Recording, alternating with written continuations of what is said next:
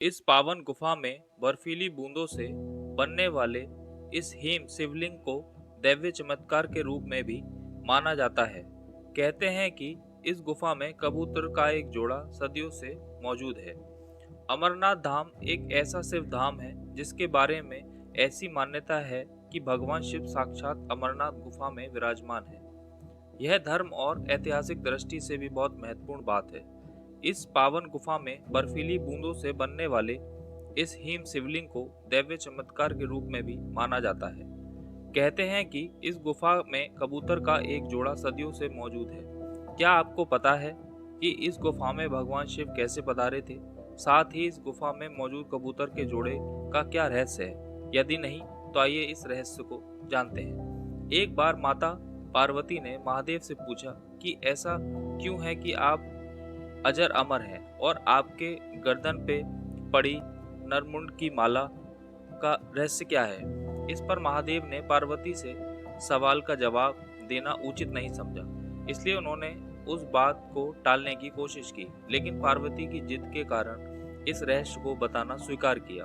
कहते हैं कि इस रहस्य को बताने के लिए भगवान शिव को एक एकांत जगह की आवश्यकता थी, जिसे तलाश करते हुए जो वो माता पार्वती को लेकर आगे बढ़ते चले गए। गुप्त स्थान की तलाश में महादेव ने अपने वाहन नंदी को सबसे पहले छोड़ा। नंदी जिस जगह पर छूटा उसे ही पहलगाम कहा जाने लगा, जहां से अमरनाथ यात्रा शुरू होती है। यहाँ से कुछ आगे जाने पर शिवजी ने अपने माथे से चंद्रमा को अलग कर दिया।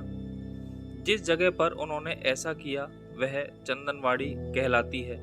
इसके बाद गंगा जी को पंचतरणी में और गले के सांपों को शेषनाग पर छोड़ दिया, जिस कारण इस पड़ाव का नाम शेषनाग पड़ा। अमरनाथ यात्रा का अगला पड़ाव गणेश टॉप है। मान्यता है कि इस स्थान पर शिव ने अपने पुत्र गणेश को छोड़ा था। इस प्रकार इन 5 चीजों को पीछे छोड़ने के बाद शिव ने माता पार्वती के साथ उस गुफा में प्रवेश किया।